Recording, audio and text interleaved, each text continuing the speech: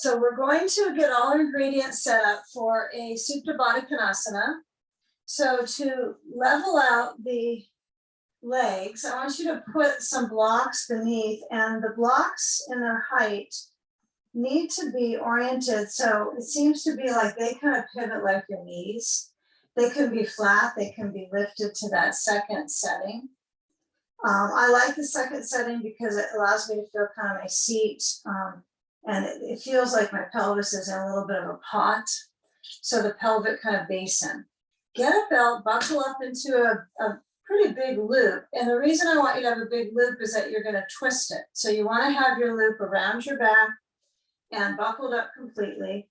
And then you want enough space so that you can reach it forward, and then you're going to twist the belt and then hook it over your feet to your ankles, and you're going to slide it down. So mine is a little too tight, so I have an ambition. It doesn't need to be that tight, but I want you to loosen it up so that as the belt buckle is in easy access to your hand, you're going to make sure it's slid around the feet and the front of the bones at the top of the foot. You could say it's ankles, it could be even lower for some of us. And then let's start to drop into the beginning of the practice into the sandbag placed across the upper abdomen. So when you place the sand, feel this kind of dome, right? So the abdomen, but also some of us might consider the breathing muscles to have this kind of perspective of lifting and spreading with the sand.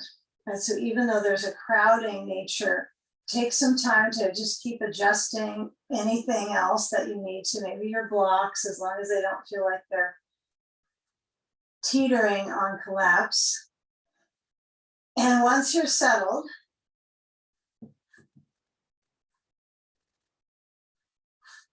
feel where the sandbag is propped up kind of as high on the upper abdomen. I know it will likely guide itself down to its little nestled central tendon space here with the diaphragm, but you almost want to kind of dig into that sand and make sure it's perched there. So it slopes around the sides. And then the arms are open. You only want to use, well, you could use two if you want to. There is that possibility that two would be useful for your strengthening of your breathing muscles. But again, this is restorative. So unless you're doing some diaphragm weight training, then you could add that weight. So let's focus our attention there on the breathing to raise the sandbag. So resting the brain back on the blanket, letting your eyes relax. And as you inhale and expand the lungs, you'll feel that diaphragm is what's moving the sandbag. It's not your abdomen that's moving the sandbag. So relate to your rib cage. Okay, and as you exhale, the sandbag naturally and quite quickly pushes down because of the weight. So simply pace the inhale for a count of 4, moving in through the nostrils, arms heavy and relaxed. And as the exhale flows out, feel a steadiness as you're considering the strength, right, of that coordination. So the inhale may be your easiest experience at this moment because your exhale kind of flies out. So I want you to let that exhale be coordinated. So you're trying to control its alternating and that fluctuating motion of exhale. So the bag rises as you're moving the diaphragm. I know it's a little interesting when the awareness is that when you breathe in, the truth is that the diaphragm moves downwards to lift up the belly. So you have all these coordinating patterns with the breathing muscles right now occurring. even though you're witnessing the feel of the sand. It's as if your abdomen is the second part of that movement. So it gives you a count of 4 quite easily, doesn't it, at that point? You can easily go for 4, inhale, getting the full range of movement. And let's take this for a few more moments with a clear focus on relaxing the neck. The upper body breathing has to kind of relax. So you're working on that core strength with the breath, not reserving the breath up in the chest or the neck or the face.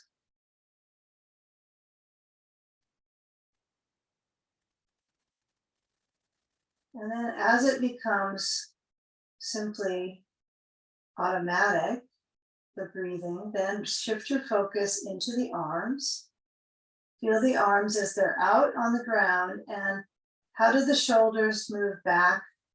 See if you can feel the shoulders push back towards the bolster, and then relax the tension of moving them back and see if you have a natural openness to the heart.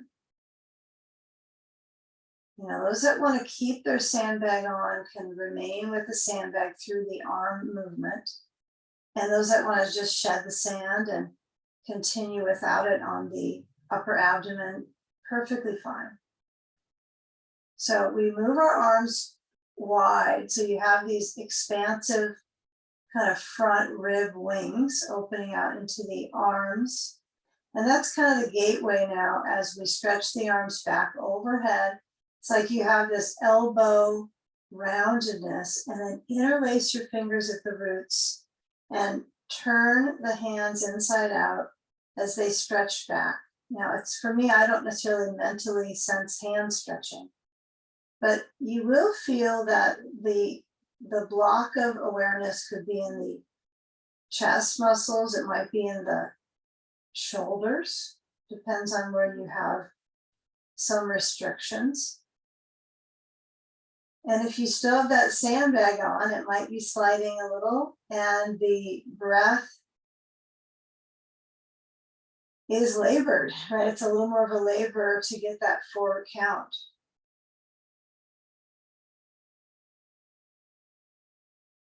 It's only temporary. We'll shed the sand momentarily if you haven't already. And now, if you want to change the crossing of the hands, or let's say you want to work with reaching to your elbows with your hands, you might want to make sure you go each side. But working with that armpit chest selection, make sure you get both arm crossings if you're holding your elbows. And if you're not capable of holding them back behind you, then I would go with the hands interlacing, just so that having them over your face to the ceiling is unlikely going to be productive in sensing that circulation in the chest. Okay, now releasing, and sand goes away. And we'll unbuckle and flow the weight back into the pelvis. So when the knees start to point themselves up, even though it may not feel like you're pointing your knees like you would point your hand, get a feel of that position of the feet wide, and hips distance is enough. Placing either a sandbag, a block, or a ball to the outer left hip, cross the right ankle to the left knee, and then lean your body weight into that ball. The left foot might instantly start to turn a little inwards just to hold space for that contour of movement. But a little bouncy back and forth is not a bad tactic to figure out where you need to get that ball or the object holding the left upper outer leg. So it's not, you don't drop into that leg. Hold the right, the right knee with the left hand. Good. And then feel if you can guide that leg today close. So you're drawing it towards you a little bit here. versus just pushing it over to your left. So the right arm is either down or it's stretching back besides your head. You have a lot of freedom if you want to move your right arm open and the back of the hand resting. That sometimes feels nice to use your block and move it out to the right side and let your hand rest on it so it's halfway up. That if you're not committing to straining the arm, but you're still openness through the armpit chest. And then as the eyes might be able to close so that you can feel kind of the flexible tissues and the, the stubborn tissues too, right? Because there is a collection of awareness that keeps you stretching and attempting these shapes to work through those kind of pockets. So if that right knee is moving towards you a little bit, remember this is about, not touching towards your chest, but it's how much the leg can withstand with you breathing comfortably, and your awareness is very keyed up in that area in that right leg. So I want you to work your way towards the other side, but feel what you can do kind of randomly in between to jostle the tissues around the buttocks, the hips. You could come back center with that right foot to the left knee still and rock side to side. Or you could bring your right foot down. Another thing I'm going to add in here is to take your belt. This is to move that belt under the right foot, so don't get entirely out of the shape, and hold on to the belt with the left hand and cross the right leg over towards the upper left side, right? So it would be like 11 o'clock kind of type of motion. But as that right hip, you can kind of feel that full kind of fusion from the hip now through patterns of the leg, kind of isolating from your waist down because you're on a bolster, so you can isolate. So before you get out of that side, you have little things to work with or not. And then bend the knee, take the belt off if you give it a little try. It's something that you can put in your repertoire of posture patterns. Shift the object outside the right leg, and then tip the leg over, the leg pack over to the right. It feels different if the ball is lower on the outside of the leg or if it's really kind of pushed in. If you've got a sandbag, it might be easier because you can just put that sandbag besides the thigh and not have to adjust anything more. And hold on to that left knee and guide the right leg, or left leg, sorry, across towards. And then you want to pull it a little towards you. So left arm, I'm liking this idea of the block under my arm. So I'm still opening, but not forcing into the shoulder back. And then moderate this motion with that left leg with the right hand. Right, does it feel okay to clutch the leg, or is that too bossy? So this might be where you add the belt to the foot and go that route. I would still keep that object under the right outer leg, even when you use the belt. So let your body sense the amount of circulation in the left hip that's possible, that's posable. Now, if you're using the belt, even for a tad, you might just scoop up the foot with that belt and push it up and over to the right, or just straight over to the right side. Not how it looks is important, although it's helpful for you to see, I know. But you want to feel like everything's kind of zigzagging on the lower quadrant of the body towards the right. And then you're required, right, to get that diaphragmatic control here. Stabilize your core. Right, so if you get a little fried or you're feeling a lot of twinge into your hip versus sensation of lengthening, then you might back off and go back to the first version, right, with holding onto the knee. The belt adds a bit of a chaos for the legs to pace that strength and stretch. A few more moments, whether you're holding the belt or maybe you're letting the legs shift back and forth, figuring out the rhythm in your hips. And then come out of that shape and unwind through the left foot. You're going to slide your blanket on the top of your bolster back. And then the block is under your pelvis. So take a block, push down to your feet to lift up your hips. It's important you have very little, you don't have a bunch of bulky blankets under your head, just the bolster and the blanket under it, and that's it. So that you don't create as much of that tilt in your neck. So everyone's different with that pattern of the neck. So you might find, well, maybe you need a little tiny towel here under your upper back into your neck opening there. So you decide, that means you get more props out, I know. And then stretch the thighs down and add some sand to the very top of the thigh lids. And when that thigh lid has that sand across the hip bones, yeah, kind of notice, I remember we use the sandbag across the upper abdomen. Now this is clearly below the lowest abdomen, as if you talk about having abdomens.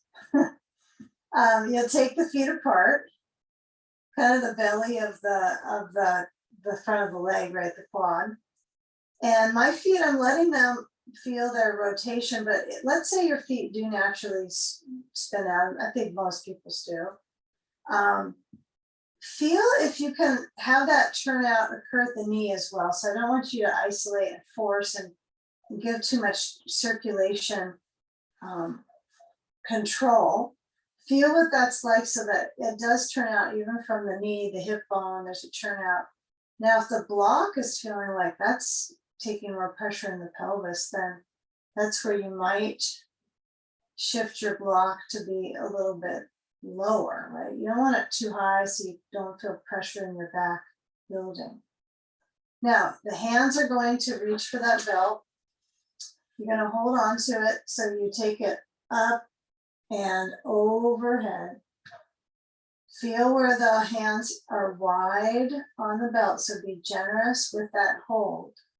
And then let your elbows, now you want to be quite open with the hold on the belt. Be generous with how much belt you get to use. And then when you're resting the position, I don't know what feels like exactly rest on this shape, but this is a good one to, you know, how much time should I be in the shape? Well, enough time you can be in a still frame and breathe and acknowledge the areas that are receiving that circulation. That could be, what is enough time?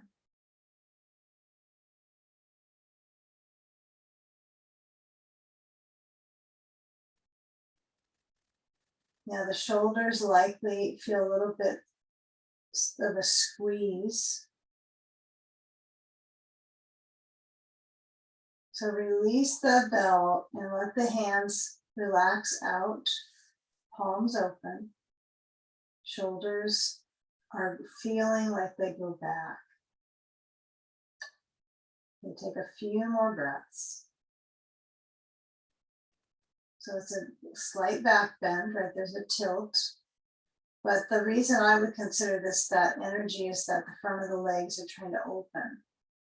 So we'll continue that contour at the hip flexors, at least one of them. So with that level, notice that when you have this type of pattern, sometimes the belly breathing is not quite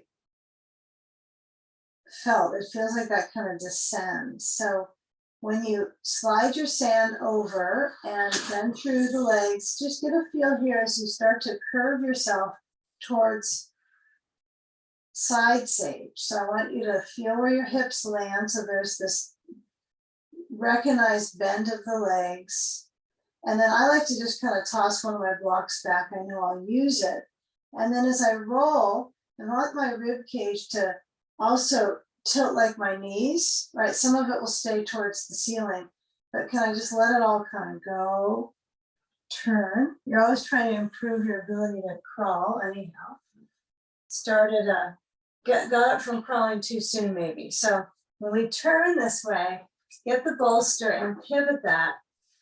And have a little bit of kind of curiosity here with the, or maybe a lot because I say that word so often, but what you'll take is the blanket stack behind you, and it doesn't have to be exactly like a quarter full horizontal long blanket. It could be mashed up. That's fine, as long as you feel that you have a line of support or a lift behind you. And then get something, maybe a block, maybe a ball on the inside of that right, so the inner layer of the right leg. If your knee goes down or you actually keep stretching it back through the pose, then the ball might be kind of difficult to monitor because you're removing. Now, when you come up to the side space, get a sandbag and carefully use, I know you'll be dominating with the right arm to get that on, but feel when you lie into that side, so you might put your sand on your bolster, that there's a left arm underneath between the bolster and the blanket in that space.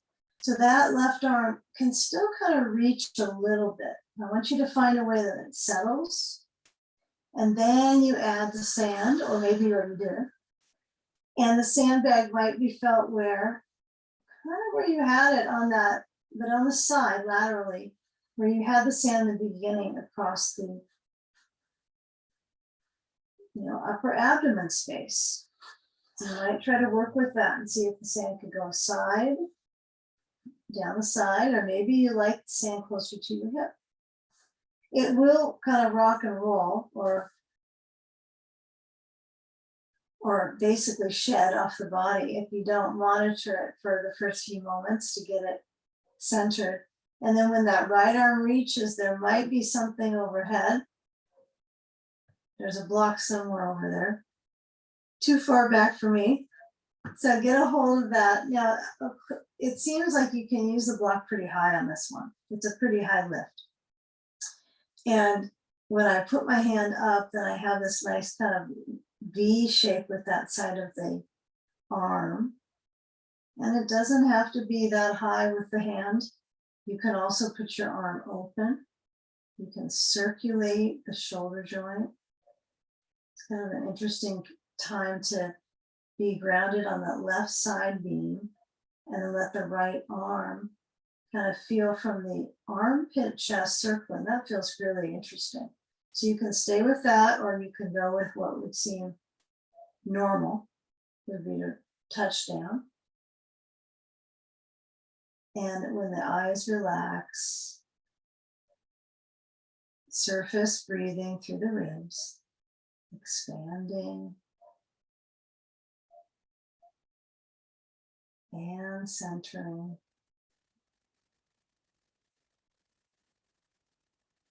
And noticing if breathing in feels like a centering, or if the exhale is the centering.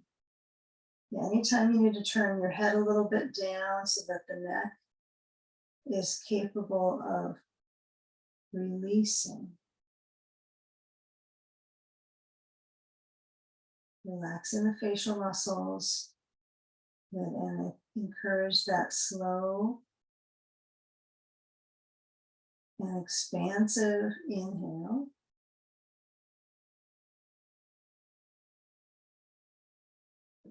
And the exhale is slow and contained sometimes, although it's leaving the body. So it's an interesting,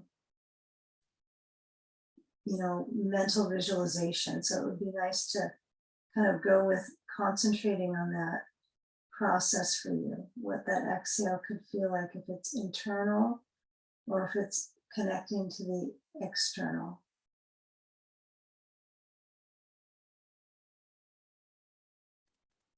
Breath philosophy, just beginning.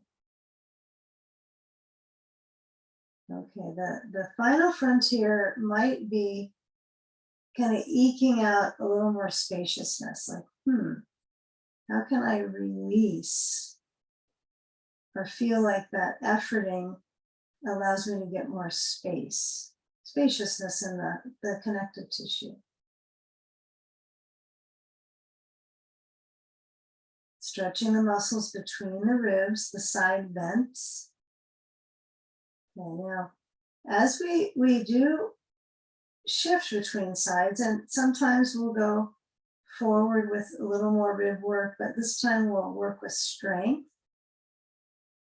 Doesn't mean that it's the option that's not as intriguing, because it is kind of interesting to feel how you have a compilation of muscles that both strengthen and activate length. Okay, so let the sand fall off. And lower that right arm. If it's up, you want to take it back to the bolster and then towards the left arm. And then feel how when you roll down towards the hands, the knees, you might be facing away from the screen. So don't feel like you have to look, because the patterns are fairly comprehensible, right? How we try to comprehend these movements. Okay, so hands and knees. If you need a blanket under your knees, get one. Just grasp one of the blankets from overhead and put it under your knees. And then if you're comfortable here with the hands under the shoulders, that might feel kind of narrow, but try to bring them in so that they feel like they're under the shoulders for cat-cow. So rounding the back, chin towards the chest, and arching. Yeah, the knees could be separating more than the hands though on this one. So I want you to feel the upper bones, the upper branch is a little more narrow with the arms than the lower branch. So kind of feel like you have a tail space that reaches. And if it seems like kind of a vacant area of movement for you, tap into that alternating arching and rounding. So you feel like you can go slower if I'm going too fast with the instruction. And then as we come back to table, we take the hands out to whatever is comfortable for your hand spacing. So when you hook the toes under, lift up the knees, and then have that space of the feet apart so that you can alternate bending your knees. So you have your hips as they are in a tilt. You might sense that the direction of your back is, for me, I'm pushing into my bolster a little bit with my arms, and I like that support. I haven't always liked that with the bolster there, but I'm starting to sense it is a prop. It supports my wrists a little bit, how much I push into them, because now I have a bolster to push into a little bit. And then as I step the feet fairly wide, so almost as wide as your mat, feel how you can launch your weight back. And if it's a wider stance, it might be a little delicate for you to get your balance here. But walk your hands back, careful with the wrist, even when you push them on the bolster, so that you use the whole arm pattern. And then flow back, whether the hands are on the bolster, to stretch the armpit chest. You might hold the sides of your bolster, right? If it's something kind of new for you, then you might even walk a little closer to the bolster. The bolster is kind of low, right? It's not an easy extension, right, for your shoulders and your back to push down this far. Okay, and up for everything. So neck is long, so let the weight of your head stretch the spine, but also feel if that even moves around your neck when you let your brain weight release. Okay, so we get to choose. Either we hold on to the bolster, or we lower the arms down. This is a choice. Either the hands stay there, the bolster, or you lower down and you bring the left hand to the right lower leg. And the right arm can reach back to the sacrum area. So just feel that base of the spine zone and let the waist lean to your right leg. I don't want you to try to bend more on one leg than the other though. So if you're doing this approach, keep it so that it's a balanced fold of the knees, with even if it's a micro bend. Good, so a few more moments. Let your head hang, right? It likes to kind of tug a little bit at its brain strings, kind of tug forward. Shift the crossing right hand to left leg and left hand to sacrum. This needs to be kind of a low pull, so you're not trying to crank and twist deep. It's a very slow motion of lengthening that side of the spine and trying to balance out. Even if you don't have, an abnormal curvature on one side or anything, like even if you don't have that, we still have an opportunity to get some equilibrium right in the back ribs too. So let your head lower, feel the right elbow just heavy. You might have your right hand higher up on the leg than I do, might be up towards the knee. You might be still in this position with the hands on the bolster. Okay. Now that your skin cells of your face have felt this long enough, this facial, you'll take that right hand back towards the bolster, bend the knees, and then round your back to come up to standing. So feel when you come up that you're going to round through your back and then try to straighten up through the chest muscles. You'll see just parts of me, I know, but feel the natural curves in the spine. Try to maintain that curve, not trying to push into more of a duck pattern, but I want you to get a feeling of lift of the heart space. And then the knees might jut out a little. So bend through the legs and then get a feel when you stretch your spine back forward and you round your back. Where does the rounding happen? Does it happen right behind the heart, or is it the hips that do all the rounded pattern for your back? So try to just feel as much of all these movements in the upper as you can to help the shoulders get some hydration. And then come down. So you're going to walk back onto the other side of the bolster and come down for side sage on the right hip down. Okay, we're ready for it. So if your blankets were kind of pushed away, then you'll carefully guide your right hip down and have the block overhead so it's an easy reach over the blankets. And then ball perhaps inside left leg, then sand, and come in to the shape and let your head lower down and then elongate. If you like the fashion of moving the ribs and having a little flare, that's okay. It's kind of nice if you're capable of expressing that movement, but of course, when we're capable, one area gets overdone, right? And then we have trouble getting the other areas to get that motion and curve, like you found when you went from forward bend to standing, that some areas are, even though you've been in your body for a while, kind of have a blockage. So this is an opportunity to feel where those are, rather than being a perfect poser. It's like, well, what's the point unless you're kind of finding out things and workshopping your experience. You could do the perfect pose pattern anytime. But right now we're emphasizing the side beam, right? And you're trying to let that balance, maybe you feel like it's a balance beam, that's a pretty slender area that you're managing. But what if your right arm is heavy? Maybe you're on the right side of your head or towards the back of the brain, and the left arm is reaching. Right? It's the arm that's reaching, not necessarily the hand. If we had a belt overhead to grasp onto and something that we could pull ourselves, it would be the hand and upper back. But right now it's the chest and the arm. So you need both of those layers. Maybe one side you're a little looser in the chest. a looser lung perhaps on one side. So tap into the breathing and the experience of inhale. And the refreshing awareness that you have been within your practice for some time now today. So just noticing, acknowledging, and then continue experiencing the breath. Good. Feeling that range through the waist.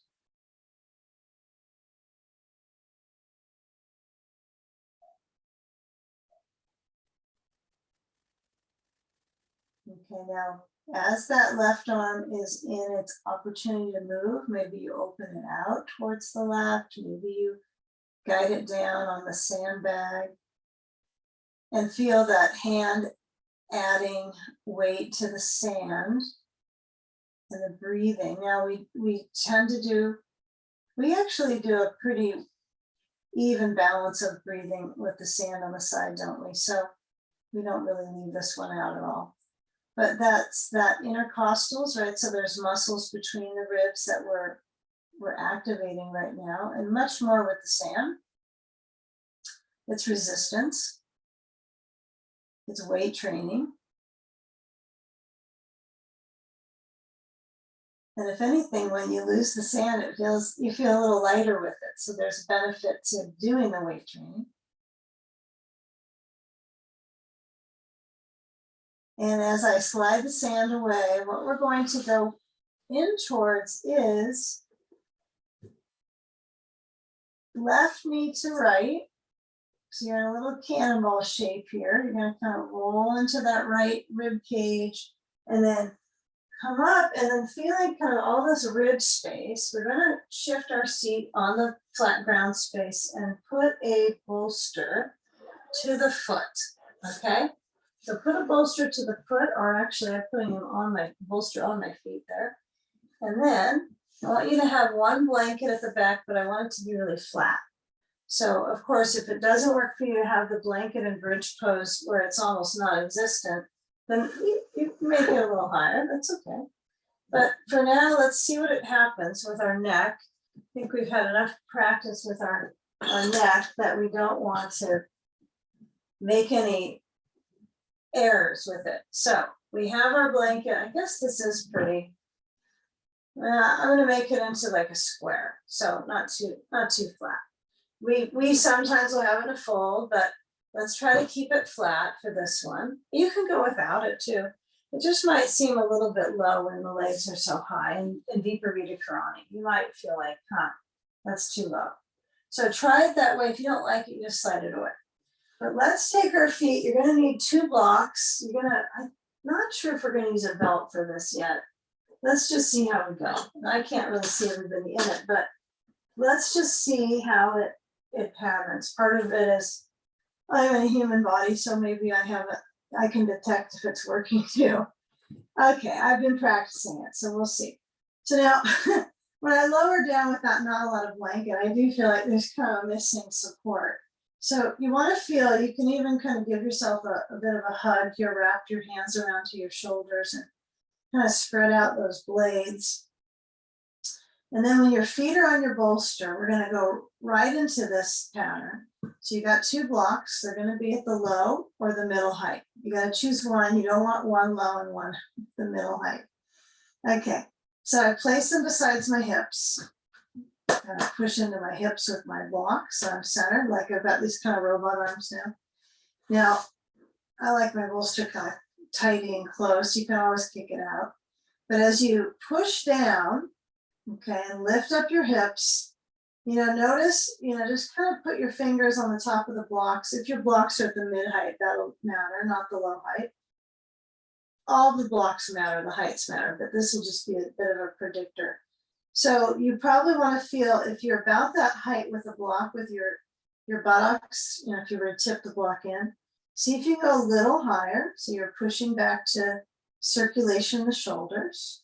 And then push the blocks in. You got to have them under you, right? You can't kind of be halfway on them.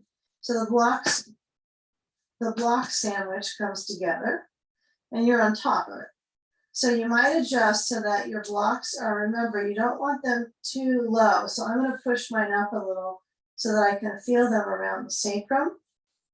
And then maybe the very L5. Okay. Not at the ribs, right? So that's too high. So if you're in any of the thoracics, you have gone into the danger zone on that one. And a breathing challenge would ensue.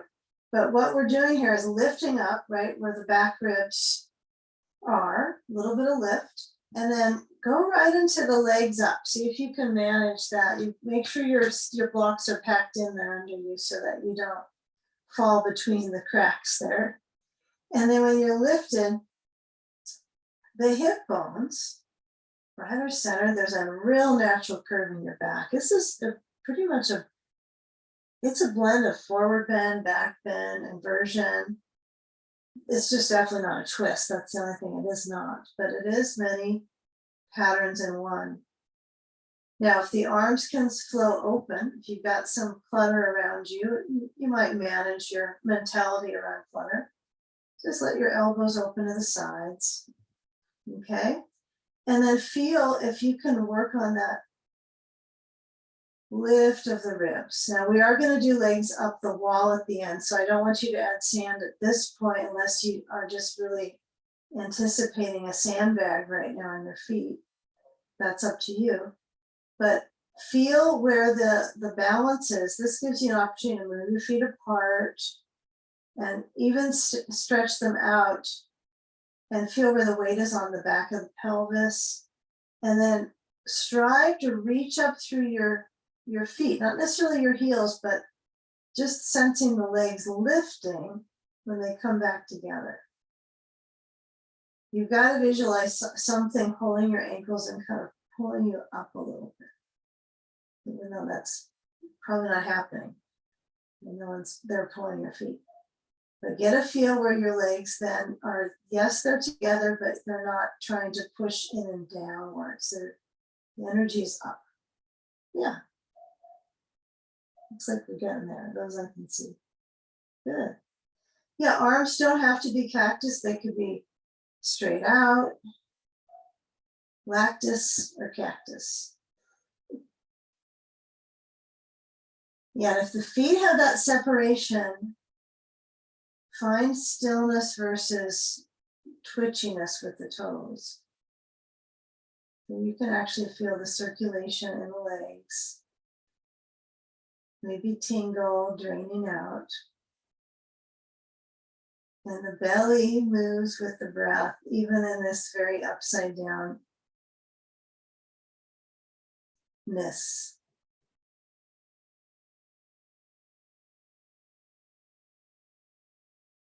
It's kind of the opposite of having a sandbag on the lower or on the upper abdomen, because your body weight is curved behind that upper abdomen now. So the diaphragm has to work extra hard just when you're upside down. Primarily on the inhale. But the exhale is easier when you're upside down for the diaphragm, because it naturally flows that direction towards the heart. When you exhale, whether you're sitting upright or anywhere, it has its operation. Now, some of us, the legs might kind of move a little back, and some don't really know if the legs vertical or not.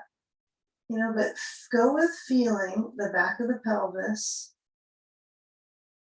touching onto the props.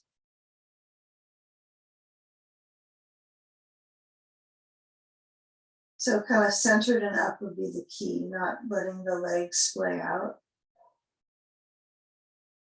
Okay, now since bridge pose is generally, right, it's taught as a prep for shoulder stand and for this kind of inversion, which this is close as we're going to get, right? We're not going to do any jamming on our neck, right? So that would be more of a shoulder stand. It pushes back on the neck. So, you know, kind of feel as your neck pretty free. Don't do much. I don't want you to do any twisting with your head, but feel where the neck is long. It definitely puts more pressure back to that part of our body. And then we bend through the legs. Very good. Keep the blocks. And lower down And you might go really slow with it, just kind of feel when your feet are just off of the bolster for a bit longer. And then once you lower, make that commitment to the weight in the hips. It's a little workout in my back to get there. So my feet come down, and now you can alternate and let the legs stretch down forward on the bolster. So they just slide down. You still have your blocks, so the front of the hips open. This is where it feels like you've got to find a way to get your ribs to open with the breath, so your back is not in retaliation, right? It sometimes feels like kind of firing muscles, right? Activating. So the ribs opening, right? Even if it seems a little bit obnoxious, right? To get the ribs to lift up, shoulders back, chest open. Okay. All right, so we have this whole setting in the front. Now we're going to get out of this one relatively fast. Walk the feet up the bolster. Now pushing down and feeling like you push forward or push down is a little bit inconclusive on that one. But when you lift up the hips for this next bridge, I want you to sneak out the blocks, sneak them out, and bring your arms overhead. If it's too hurtful to bring your arms overhead, they stay by the sides. But arms overhead or by the sides will keep the hips lifting. And then connect to your neck stretch. So the neck is stretching, and then you're going to lower the spine down, and the arms are going to go in slow-mo. So good. So you're going down through and sustaining your bridge pose. This is where you might notice once the back is nearly flat and down, that your neck feels like, it's trying to manage this low height. So let's do just 2 more of the bridge flows at your own pace, and let your knees feel that natural little bit of openness, right? So that not forcing them to push inward. So we're not using a block between them. So you find your organic sense. Now, when you tilt the pelvis to come up, remember, you want to feel the base of the pelvis tilting. So it's as if you're curling the tail under, and then you're lifting, and then the tail space stays really steady and powerful there. And you're pushing into your feet. Yeah, this is a very odd maneuver. It's like, how often during the day would you be in this maneuver? Pretty rare, and in your own personal control. So when you lower down the hips, I want you to start to move from those hips. So arms open and tailbone down, pelvis down.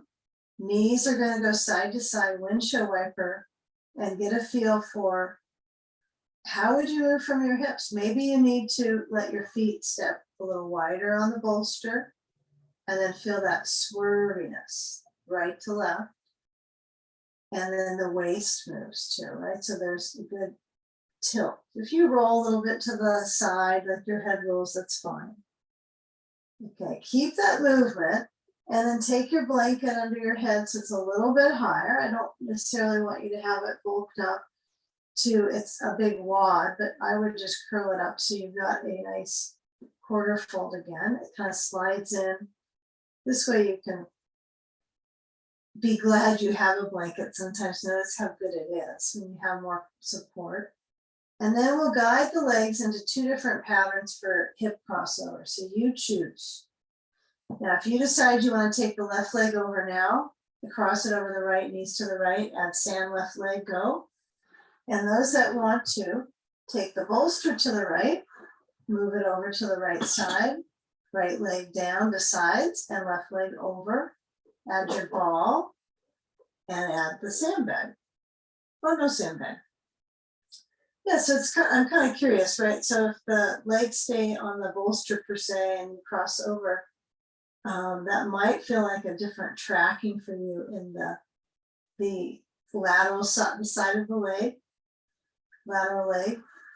And when it crosses over, I like the fullness of this one. It feels like it's a little more connected in my back waist up into my ribs. You can work it on either of those poses, I'm sure, though. So set your crossover. I have a bolster next to my mat on the right side, and I'm using a ball at the sacrum. not required. You have it or you don't, no big deal. And then add the sand on the outer left leg and feel when the armpit chest is opening to that left side. And you can let your head turn to the left and eyes are not turning as much as relaxing. I know, just a moment when you're not turning and pulling into your eyes. Let your mentality shift into the rib cage and down into the hip. Even though the hip is never considered a cage, but I don't never heard that term around a hip. It does have kind of this basket weave at the pelvis backing. If you look at nerves and all the different fibers in study, it's massively innervated. And so the sand could give you some grounding. And it might be something that you have to put the sand a little lower towards the knee and let the left arm feel where it's in the right spot to help open the chest. Head does turn to the left on this one though, unless your neck doesn't let it do so. Give a few breaths here. Feel the ribs move in and out on the inhale.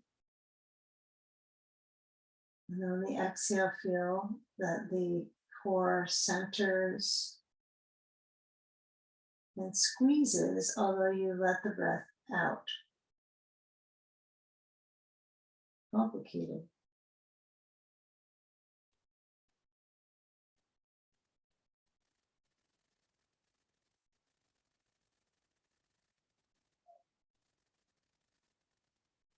And a few moments here with the crossover. Of course, if you have the other crossover with the feet on the bolster in the front, then you might be already coming out of it. You can take the legs the other direction with the same leg hooked over though, if you're doing that position. Left leg, top.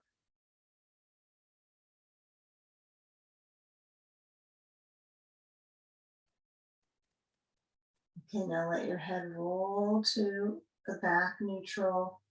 And then when you are before the second side, for all of us, whether we have a bolster below us or not, we're going to do an alternating kneaded chest. So moving the sand and the ball.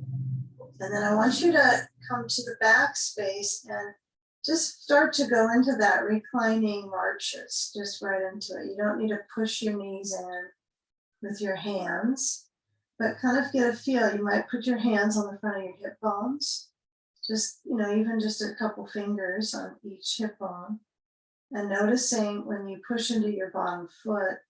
Well, actually, I don't want you to push into your bottom foot when your opposite leg lifts, and then feel if that hip rim, it kind of tucks under. So we know about things like bridge pose, cat cow. Those are two different pelvic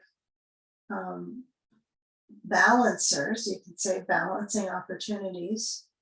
So now what happens when you bring the right leg in and keep the left knee bent, the foot down.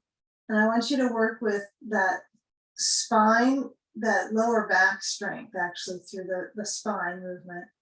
And feel when your leg draws in, the left hip flexor has to be very kind of twangy. It's really held here in this position. So keep that really strong impact down into your left foot. Feel the right leg drawing in and then hold the back of it with your hands. And feel where you're kind of in a mild tug of war here. You're holding the back of the right leg.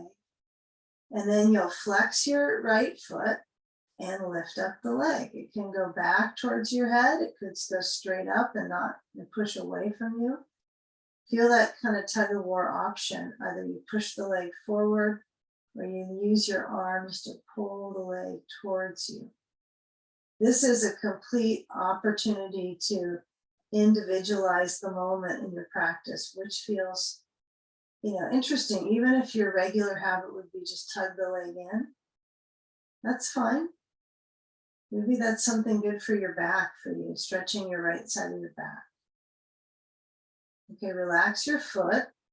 and then bend through that right leg and resist. So you're going to push the right leg into the hands forward, and then let your hands lower, bend your knee a little more and lower that right foot.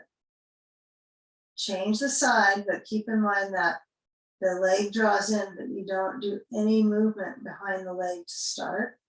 So feel the leg tucking in on that left side, left leg tucking in.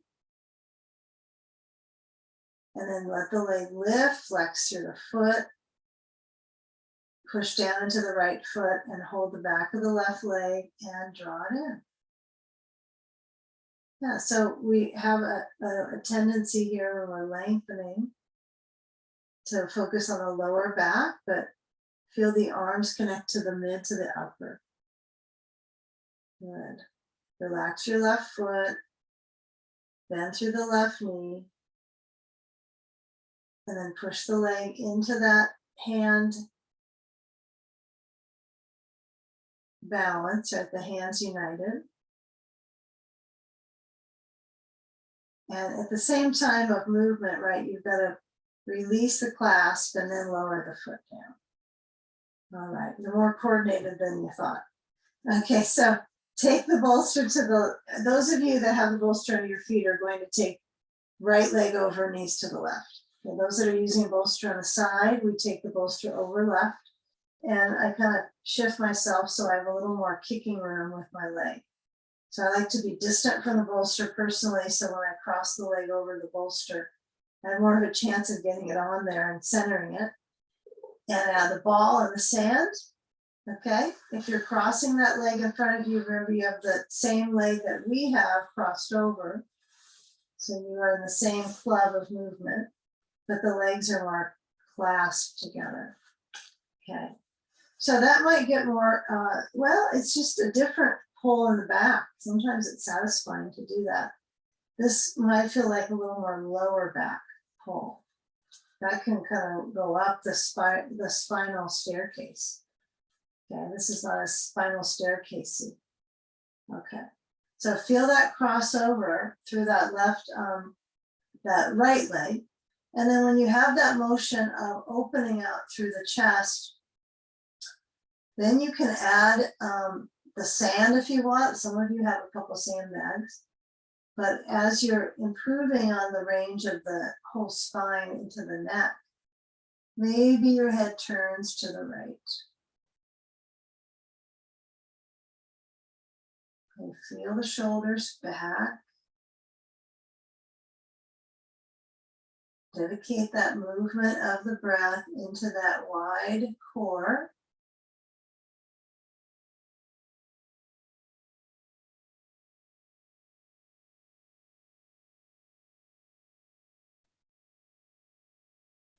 Okay, so feel where the top of that right leg, right, the peak of it down to the knee is in a twisted shape. So even though you think of the twist mostly from spine or rib cage, this is certainly creating that rotation in the hip joint.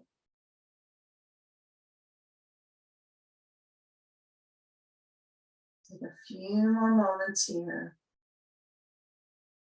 Feeling that spinal rotation.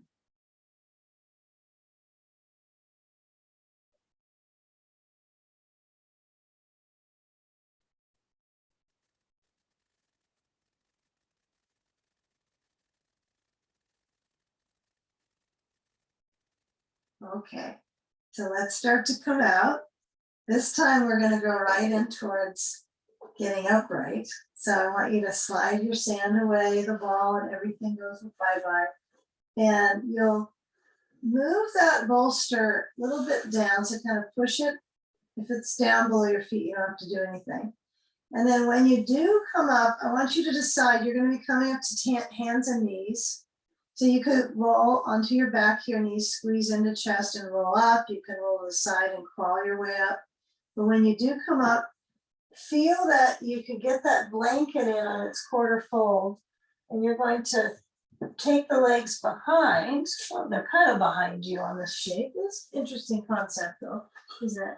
But we'll get right into a pattern of moving into our block. So I want you to get your knees on the blanket and the blocks out into the sides. The bolster, let's just keep it way in the front. So we got it when we need it.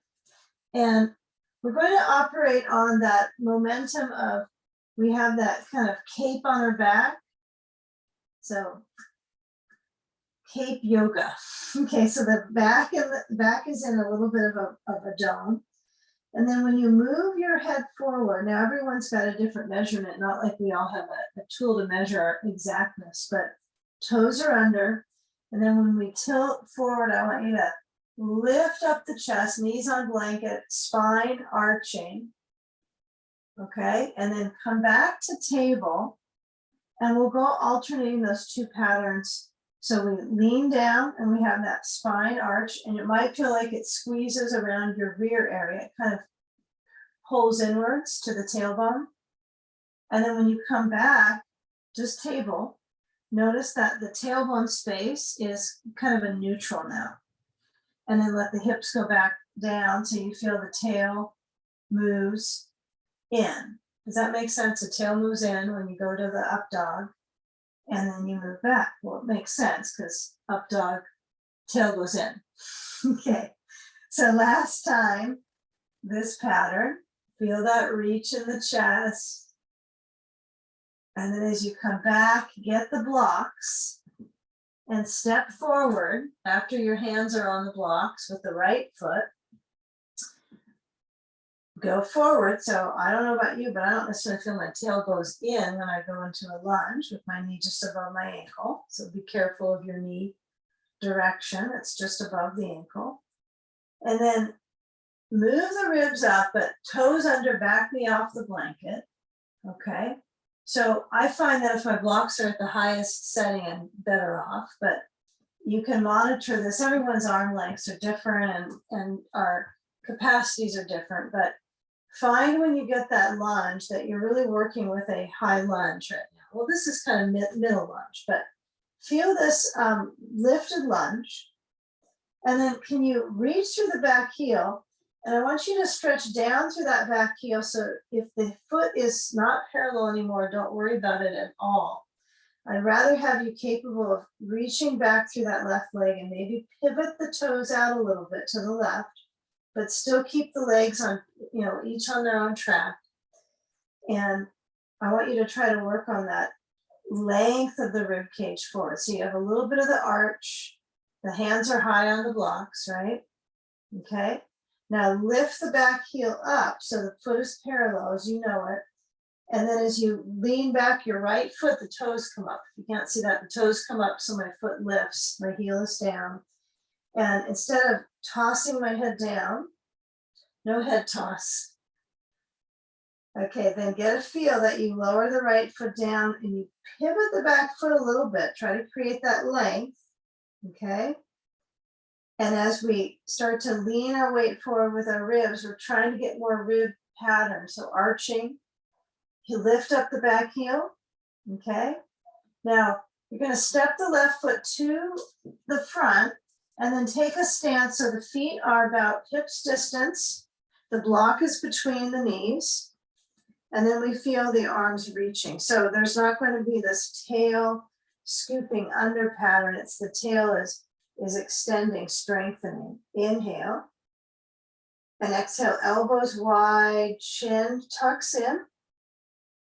Now squeeze into the block so when you come up to stand, you're going to have more of that spine arch, right? So you're going to lift up your hands together like you're clapping your hands together. Feel the lift through the ribs wide. And then exhale, open the arms out, remove the block, and then take a forward bend of choice. So that's going to be the feet are a little wider than hips distance. The waist is down and forward. The hands hold on to the back of the legs. And you meet the forward bend. Let your weight of your head go. Meeting forward bend. Let the spine dangle. Circulation is certainly getting optimized here for your brain and your head. You might feel your sinuses a bit. Okay, now feel how the spine has kind of tilted, it's upside down. I mean, it doesn't know those things, your brain thinks that, but it's in this lengthened state. So when the knees bend and you get a hold of your blocks, I want you to maneuver back to that lunge. On the left leg will be forward this time, okay? So when you step the right foot back, you kind of feel how you get into a lunge from standing forward bend. I prefer it than going from all fours forward. I feel like I have a little more control of my spine. So, because my spine's already lengthened before I get into it. It's already fully kind of jiggled out, all of the compression that happens, right? It's all pulled apart. So when you reach back to your right foot, let the heel lower down and see if you can lengthen through that left leg and then also lengthen through your rib cage. As if these ribs were going forward, right? Straight front. So, right? So as we're lengthening, we're trying to create that trunk, that torso reach, extended trunk pose, right? That's where we're at here. At least I am. At least I'm figuring it out. All right, now back foot. I don't know if your foot is parallel, but one side it might be easier to get the heel down with no problem. One side might be very different. So feel your way into lifting now that left foot, toes up, and then leaning back a little bit. Let your hips push back if they don't go anywhere and they feel kind of jammed in. Let your head lower down, not all the way to the leg, but feel the neck stretch. Okay, take a high lunge, left knee bends. Now high lunge for most of us, we think of as right that we're here. This is high lunge. But I'm using the blocks for my high lunge. But if you feel like getting upright with your torso, you are welcome to try that. Just really feel where the circulation around the knee, right, is safe, especially that it's not over the toes, right? So right above the ankle, critical. Okay, you can always bring the right leg further back to make that happen. Okay, and then as we balance down through that back knee, we're going to lower that right knee down, keeping that lunge. Make sure the left foot is forward enough so the knee is not jutting over the foot itself, just above the ankle. Okay, now as you guide that left leg from that lunge to stretch the right quad, I want you to get your bolster. I think we can maneuver this one. Get a bolster, slide it back so it's pointed forward underneath that, well, straight from the right knee. And you're going to walk your left foot out and you're going to bring that bolster so it's directly under that right thigh and you're going to guide down into a low lunge. So you could lower your elbows down onto your blocks. This one works pretty good. I like this. Elbows on blocks, hands in prayer position. I'm ready to feel that quadricep. Now, if you're fine with your hands on the floor, besides the bolster, there's no reason to get your wrists more upset. So this is a little more challenging, I find, in some ways, just to balance my weight. But when else am I going to do it? In my practice, but not in my daily habit. So feel where that thigh is, and if you want to run the quad a little more, lift up the back foot. I know it's not easy, so your quad might be shrieking quads. This is going to be great before legs up at the wall, though. Get the legs quite frazzled, huh? Lots of blood flow. Okay, now if the back foot was down anyway, we'll all join you again. And I want you to bring that right arm. Let's see where we're at. We have right arm down on bolster, right elbow down. Now bring the left hand to the right leg, the right knee, and give a little twist. Yeah, so if that turn is too much, then you stay with the arms down for a little longer. Okay, but left hand to that left leg and take a little turn. Yes, this is your twist. So rotate spine. It's a pretty strong spine turn. It's not overwhelming in the back muscles or the shoulder. But now as you come back down, it's 15 seconds. We'll change through the second side, but take an up dog between. So knees back, both on blanket. Bring the blocks out. Pull the bolster right in the center and bring your hands down. Take an up dog so you're lengthening your front. Reach through the chest. And remember that upper abdomen space, we have the sandbag on, stretch it forward.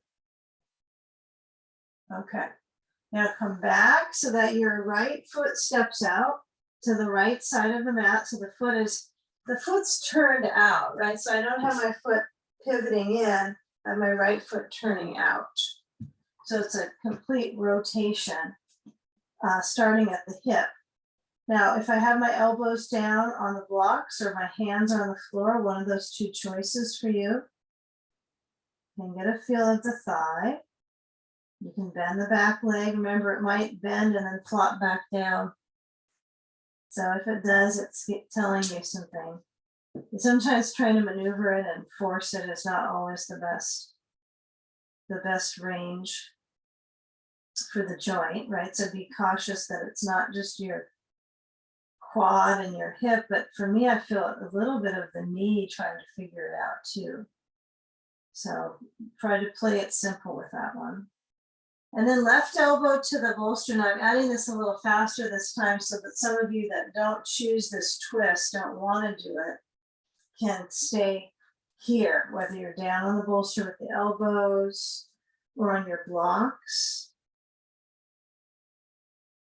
Right, so in yin yoga, right, this one is called the twisted dragon, right? So you're turning the waist, rotating.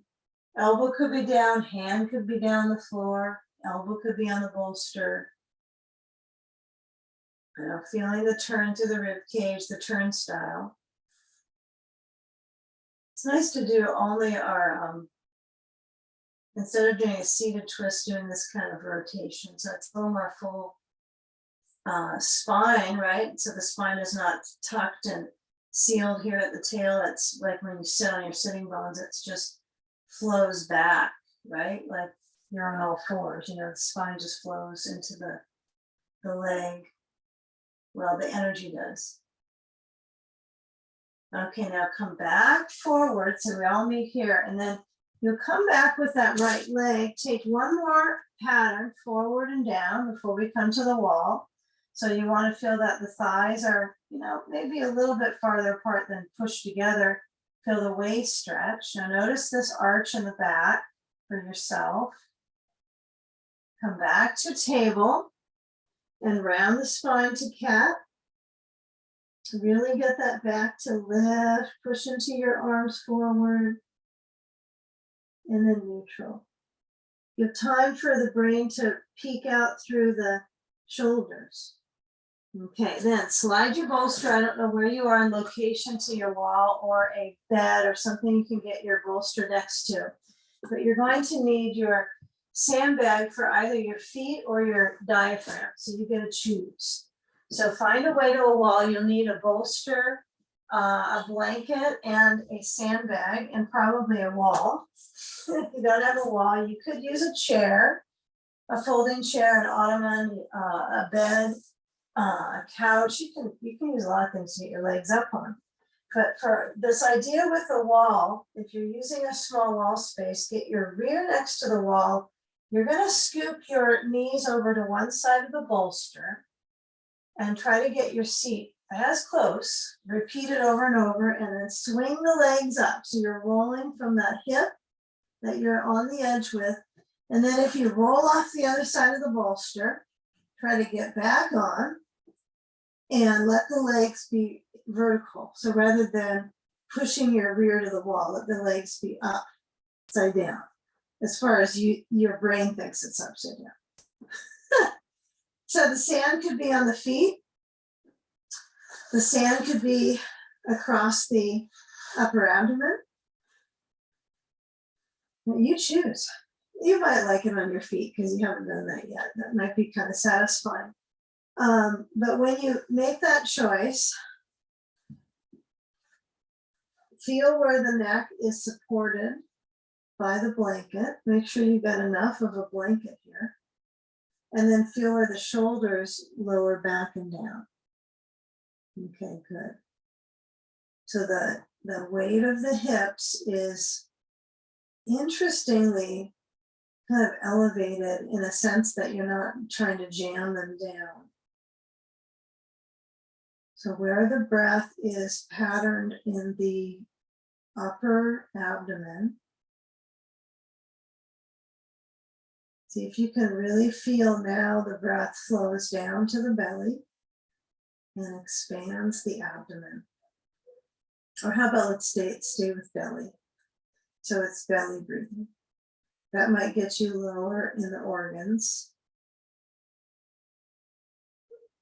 And then truly support that lift of the back, the kidneys massaged, eyes relaxed, letting your head and neck find their range of balance. How much do you need to move your head to feel your neck safe?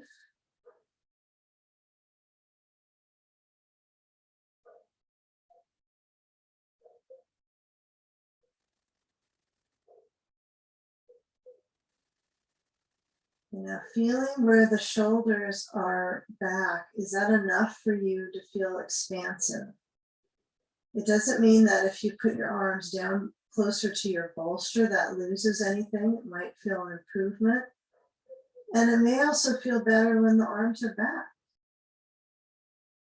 Right? So even if you don't want your blanket under your head, you could put your blanket under your arms behind you too. So let's give ourselves a little dose of time to let that circulation invent itself, moving towards the heart, the lungs, and quieting. Right? So even if there's a hustle and bustle around you, sometimes inversions are remarkable at calming the nervous system, quieting the mind, just reversing the effects of gravity on the vascular system.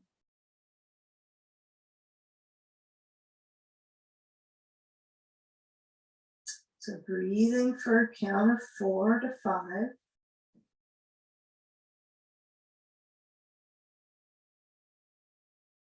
Empty the lungs for a count of 5 to 6.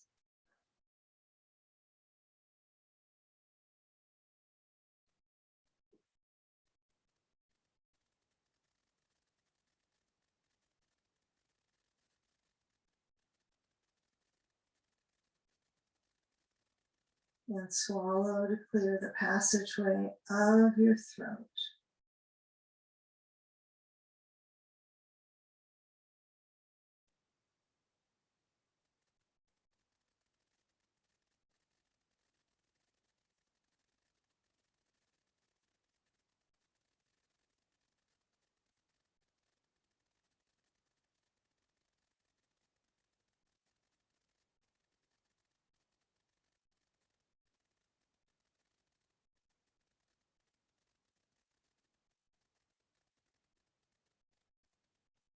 Now bring your attention to maybe sensations in the front of the thighs. And then if you have sand on your feet, you're going to just press down into the back of the pelvis on the bolster. So there's a tilt, and then you're going to let your legs move a little bit away from the wall. Now when the legs are set away, you might not notice much change in your balance potential to keep them upside down. So the sand is so good for that. It's very grounding. It's weight bearing for your hips and your lumbar spine. So when you're in this pattern, I want you to let the knees bend and feel when you form bending that the idea would be if I need to separate the knees a little bit when I'm bending them, that's positive. but I want to let the back of the legs start to work a little. So you're working with kind of a leg press. So just be mindful that the front of the legs, the back of the legs, the lower part, the glutes, and then once the thighs kind of pile, the front of the thighs move down to your rib cage, you've got to get your arms active to help out if you have something falling on you. And then move your sand and try to use the hands holding the sand as a little exercise and helping your back work too. So push, then you might just put it overhead or drop it overhead as well. Knees tucking in. So there's a little bit of this squeeze and release. And you might put your feet back to the wall together and the knees out for Baddha Konasana. But use your hands towards the inner thigh and let that motion be outwards. And so your circulation is through the adductors. Yeah, they're kind of interesting texture in the nervous system when you push into that boggy space. Right, the outer leg is a little different banded than the inner. And then let the legs, we're going to kind of close that whole gap. So knees in, and then when you get a moment to let your legs rock side to side, feel that jostling of the back. And then squeezing in, we're going to roll to any side and help ourselves to connect as a collective for a brief moment. Still muted, right, as a group, but come together so that we sit, I guess our first sitting pose today. Some days we get around to them and some days we don't. But where the balance is in the hips is to kind of tilt your weight back. So if it seems like your knees drop forward and it's kind of a little angsty in your knees, you could put some blocks under them. So you feel like you're a little more back to your pelvis and spine is up. It's one thought. There's lots of thoughts about training and having the knees low. I know that too as well, but it's about feeling your spine as a balance point up into your ribs. So feel the ribs balancing broad, and then feel your hands together in that front zone of the hands pressing, and let the brain center down so it hovers over the hands moving in towards the heart. Surrender here. And let's find that collective focus as we come together for practice and complete our practice together. Inhale. And with exhale completely, bowing